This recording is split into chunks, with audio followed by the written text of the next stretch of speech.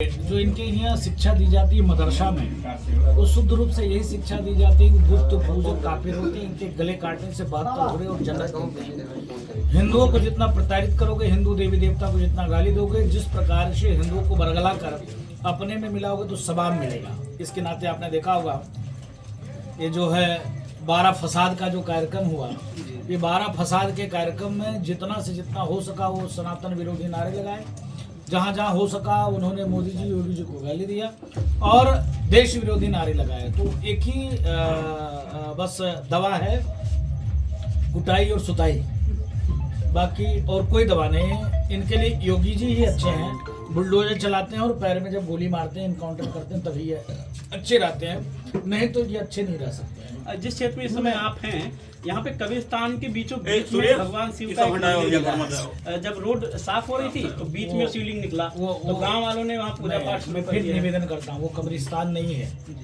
वो एक प्रेजेंट में कब्रिस्तान है, पहले तो नहीं। सुन तो लीजिए, वो एक मुस्लिम अधिकारी ने वहाँ दर्ज कर दिया कब्रिस्तान के नाम से।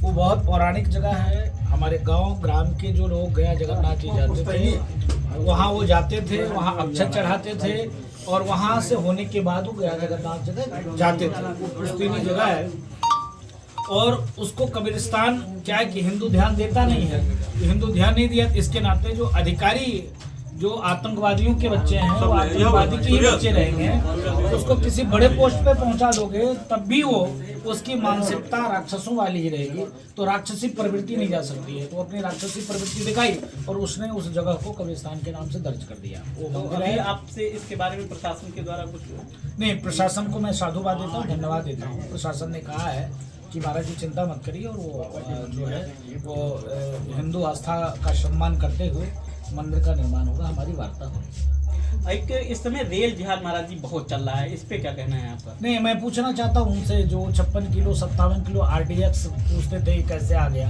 वो एक भी बार नहीं पूछते हैं कि ये आतंकवादी के बच्चे, ये राक्षसों के बच्चे कैसे, जो भी ट्रेन रेल पटरी पे गैस सिलेंडर रख देना, पत्थर रख देना, लोहे के टुकड़े रख देना, लकड़ी के कुंदे रख देना और नट बोल्ट निकाल देना, जो भी पकड़े जा रहे हैं वो सिर्फ इस्लामिक आतंकवादी के बच्चे क्यों, सनातनी बच्चे क्यों नहीं?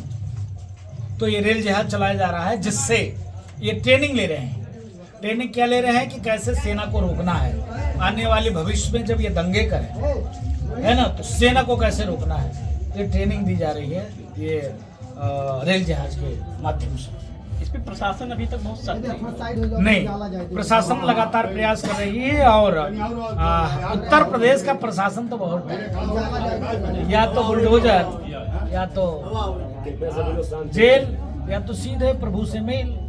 एक सपा मुखिया का बयान जारी हुआ था जिसमें आपने प्रतिक्रिया भी दी थी, तो उसमें इनका जो माफिया और साधु संतों को जोड़ना कहाँ तक उचित है? दुर्भाग्यपूर्ण है कि सपा के मुखिया कभी सनातन संस्कृति में पले बढ़े नहीं। जब आप इस्लामिक आतंकवादियों के बीच रहोगे तो आज देखिए इस्लामिक आतंकवादी की क्या सोच है, क्या मानसिकता है। देखिए छोटे छोटे बच्चों को लव जिहाद के चक्कर में फंसाना और उसके बाद तलाक तलाक बोल देना, काका फूफी फूफा। हमारे यहाँ तो महिलाओं के इतना सम्मान है कि जेठ की तरफ, ससुर की तरफ चेहरे नहीं दिखाती हैं, और उनके यहाँ क्या ससुर रख लेगा, जेठ रख लेगा, मामू रख लेगा, ताऊ रख लेगा, फूफा रख लेगा, हैं? बाहर आप तिरपाल उड़ा के रखोगे, घर में सब लोग खाओगे, हैं?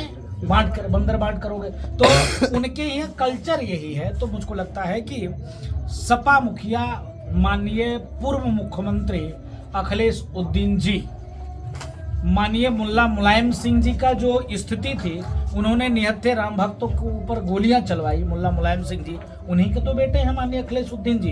तो जो मानसिकता, जो उनके विचार है वो इस्लामिक विचार है, इसके नाते उन्होंने कहा मठ, मठाधीश और माफिया में कोई अंतर नहीं। हमारे यहाँ मठ, मठाधीश, सनातन संस्कृति, हिंदुत्व के अलावा चिकित्सा, शिक्षा, रोजी रोजगार, संस्कार, इस पे कार्य किए, तभी जाकर आज हिंदू यहाँ बहुसंख्यक है। नहीं तो सीरिया, ईरान, इराक, लेबनान में भी हिंदू थे, आज हिंदू खत्म। पाकिस्तान में भी हिंदू थे आजादी के समय में। 70 वर्ष पहले वहां 3 करोड़ हिंदू थे। 70 वर्ष में ही हिंदू जीरो बराबर कैसे हो गए? बांग्लादेश आज से 30 वर्ष पहले आजाद हुआ, हिंदुस्तानी फौज ने आजाद कराया, हिंदुस्तान के राजनेताओं ने और हिंदुस्तान के मिलिट्री फोर्सों ने आजाद कराई। वहां पर भी 2 करोड़ अभी भी हिंदू हैं। आए दिन मंदिर जलाए जा रहे हैं, आए दिन मंदिर तोड़े जा रहे हैं, आए दिन हमारे माँ बहन बेटों की इज्जत लूटे जा रहे हैं, आए दिन धर्मांतरण कराए जा रहे हैं। तो जहां इनकी संख्या बढ़ती है वहां ये अत्त करते हैं, जहां इनकी संख्या कम रहती है वहां आपसे मिलजुल कर रहते हैं। तो जनसंख्या कानून लाया जा रहा था, वो अभी तक क्यों नहीं पारित हुआ? नहीं, देखिए शुद्ध रूप से मैं आह्वान करूंगा, निवेदन करूंगा कि हिंदुओं को लमसम 5 बच्चे पैदा करना चाहिए। हिंदू कंजूस हो गया है, हिंदू 1 बच्चा बस 2 बच्चा।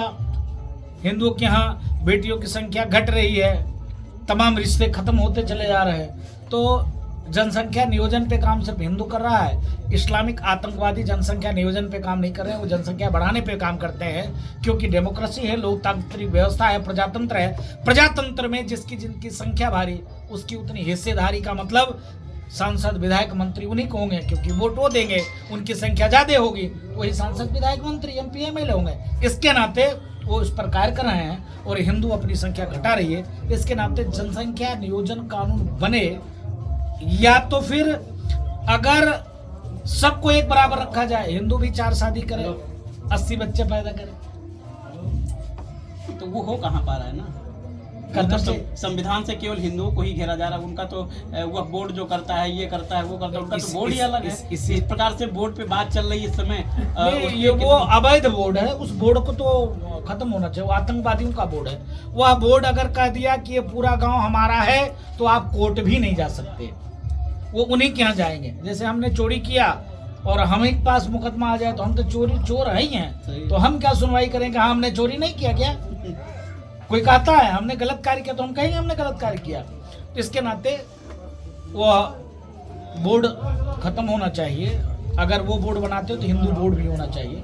एक बहुत प्राचीन मंदिर पे मांस मिला लड्डू, आपने सुना होगा। जो ऐसे में ऐसे जो लोग हैं, इन लोगों पे कार्रवाई क्यों नहीं हो रही? और जब इतना आए हो उस मंदिर में तो ये लोग प्राइवेट व्यवस्था क्यों करते हैं? मैं निवेदन करूंगा देश के यशस्वी प्रधानमंत्री और गृह मंत्री जी से। तिरुपति बालाजी भगवान का वो मंदिर है जहाँ पर डेली 5000 करोड़ का बजट है उस मंदिर का, और डेली कई हजार राम भक्त जाते हैं, सनातनी जाति, हिंदू जनमानस जाते हैं, जो दिल खोलकर सर्वस्व कुछ वहाँ न्यौछावर कर देते हैं। मैं भी गया था, मैंने वहाँ बालदान किया, दर्शन किया। तब आपके जैसे पत्रकारों ने पूछा कि महाराज जी आप यहाँ पे हो और यहाँ का प्रसाद आपने खाया? तो मैंने लड्डू निकाला, दिखाया, हमने कहा हाँ खाया। बोले इसमें जो है गाय की चर्बी और मछली का तेल और तमाम प्रकार को मिले हुए। हमने कहा राम राम सीताराम, ऐसे छोड़ दिया। हमने कहा अरे राम राम सीताराम। तो मैं मांग करता हूँ जो लोग उसमें गुनाहगार हैं उनको फांसी की सजा होनी चाहिए और पूरे बोर्ड को भंग करना चाहिए, दूसरी बोर्ड बनाना चाहिए। उस बोर्ड में सिर्फ हिंदी हो, क्योंकि उसमें 16 कर्मचारी मुस्लिम हैं, 1 ईसाई उसमें अध्यक्ष है। जब हिंदू का मंदिर तो ईसाई और इस्लाम के मानने वाले चादर और फादर वाले कौन होते हैं? नानी बनने वाले। क्या हिंदू की कमी है क्या? तो चादर और फादर वाले कैसे उसमें आ गए? तो उसमें चादर और फादर वाले को हटाना चाहिए, सिर्फ साधु संतों के पास उसकी व्यवस्था देनी चाहिए। हाथी राम मठ के द्वारा वो संचालित होता था, अब वो गवर्नमेंट के कब्जे में है। गवर्नमेंट कमर्शियल पर्पज से उसको यूज कर रही है, जिसका परिणाम स्वरूप था कि हिंदुओं के साथ खिलवाड़ हुआ, आस्था के साथ खिलवाड़ हुआ और वहां पर प्रसाद में बीफ और मछली का तेल पाए गए। जैसा कि आपने देखा आज हमारे साथ